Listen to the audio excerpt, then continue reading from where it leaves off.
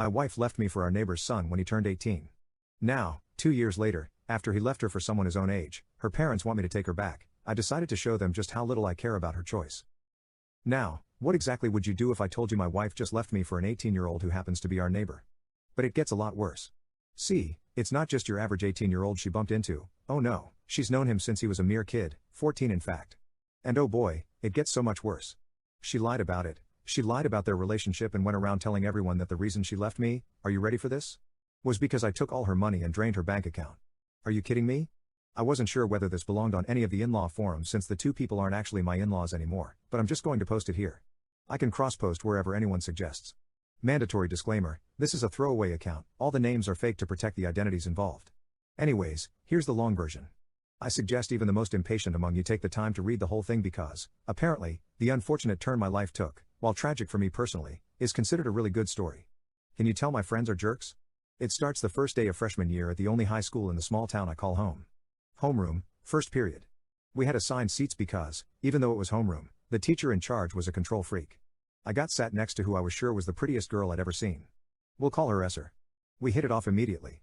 She and her family had just moved to town from the big city, her mom had grown up in town, and they were here to stay. By the end of the month, she was my date to homecoming, and we were official by the end of the year. We stayed together all throughout high school, and I proposed the night of our senior prom.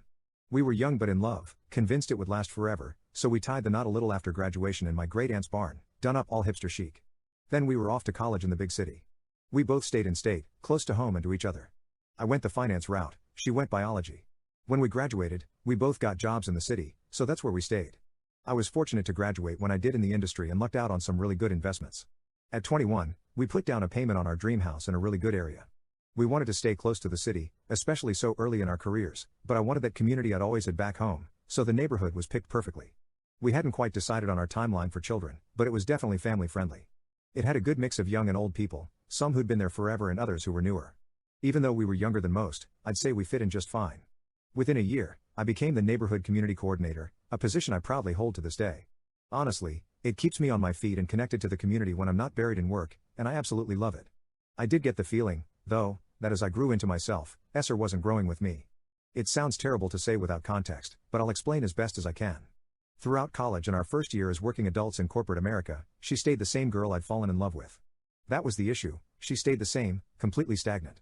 Her college friend group reminded me so much of the cheerleaders she'd hung around with in high school, the same kind of drama and petty arguments. I felt like I was growing, maturing, and becoming an adult, while Esther was still in high school, mentally speaking. I only brought this up once, and shortly afterward, the pandemic hit, she lost her job, and I didn't want to kick her while she was down. I was fortunate to keep working fully remote, so money wasn't an issue. I took that time to focus on reconnecting and realigning ourselves and our goals. I thought we did. Having that time together, just us in our little bubble, we got to a better place. She was happier, started really connecting with our community, going to the clubhouse gym, and just hanging out. It was great. When the world started opening back up, she wasn't able to get her old job back, so she started applying around and eventually landed a position as a dental assistant, not her first choice, but I assured her she didn't have to load up on hours because I was happy to handle our finances. I just wanted her to be happy. Things were going great, and then out of the blue, I come home one day to divorce papers on the coffee table and Esther's bag stacked by the door. I was blindsided. I must have asked a million questions. What had I done? Why was she leaving? All she told me was she didn't want to be married anymore and was moving out. That was it. 5 years of marriage, 10 years together, and she was out the door with nothing more than a goodbye. By the time I processed enough to chase after her, she'd already driven away and blocked me on everything. It was the worst time of my life. A week and a day after she left me, I got a text from a friend down the street, a picture attached with just a question mark. It was my next door neighbor's son's 18th birthday party. Someone had tagged him on Twitter, and there was a photo of him standing in front of a cake with my wife's arms wrapped around him.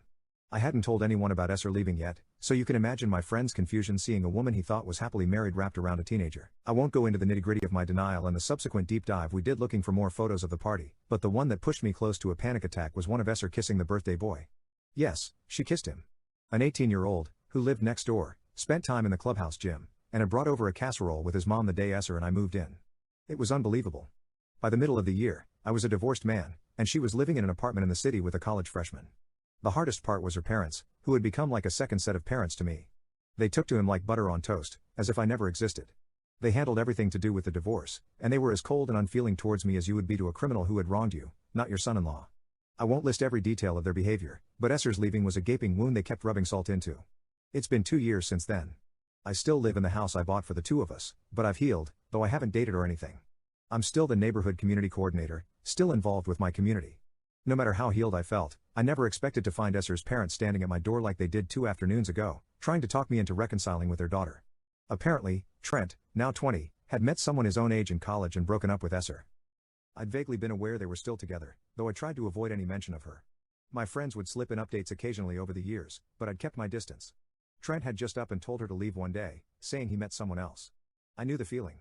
I ended the conversation with Esser's parents as quickly as it started. I simply informed them that Esser had made her choice, and I wasn't looking to reconcile. I shut the door, maybe impolite, but given their behavior over the last 2 years, I wouldn't exactly call it undeserved. Now here's where things really took a turn. Update 1, I didn't expect to hear about that fever dream of a conversation I had with my ex-wife's parents ever again. I thought the topic was closed.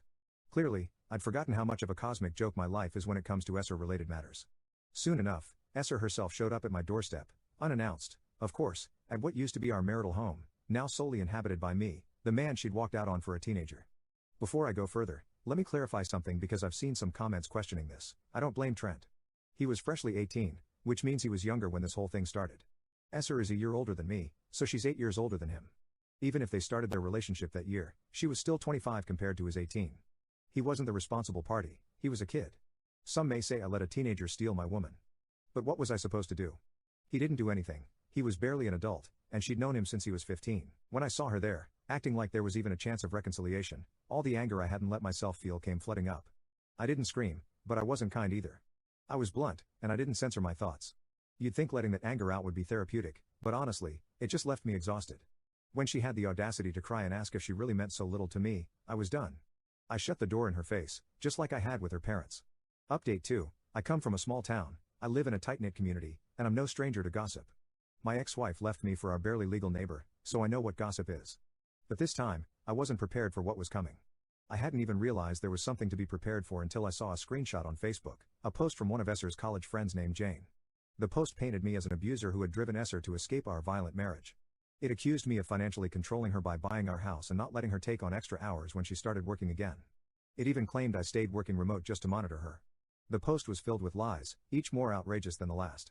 At the end, there was a screenshot of a reply from Esser herself, thanking her friends for their support, saying it's people like them who helped her start to speak out. I was shocked. I knew this was something I couldn't stay silent about. I had to respond publicly. I decided to post on Nextdoor. I explained, sincerely, that I had loved my wife, had never laid a hand on her, and then addressed each claim point by point. I even mentioned the 2 visits I'd received recently, one from her parents, and the other from Esser herself. I left it at that, hoping my neighbors would believe me. It worked for some. But others doubled down, refusing to believe me. I walked out of my house one morning to find wife beater scrawled across my windshield in red lipstick, and I came home to find my front yard egged. Whether it was Esser's friends or my own neighbors, it was clear this wasn't going to go away. Update 3, this past week, I was told it would be best to step down from my community coordinator role, one I've proudly held for years. I was told it would allow me to focus on personal matters and that my role could be reevaluated once I'd sorted my life out. That post full of lies had done more damage than I realized. I decided I couldn't let it go further, so I contacted my lawyer. I provided every bit of evidence I had and said I wanted to take action against both Esser and Jane for defamation. They were both served lawsuits before the week was up. Reactions were very different. Esser went completely MIA, while Jane tried to backtrack, reaching out personally to beg me to drop the lawsuit.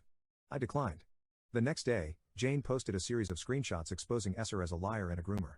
Apparently, Jane hadn't known Trent's age until recently and had chosen to believe Esser's story without question. When she found out the truth, she felt betrayed and exposed it all. I refused to drop the lawsuit, even with her apology. I'm done being the punching bag for people willing to lie for their own interests.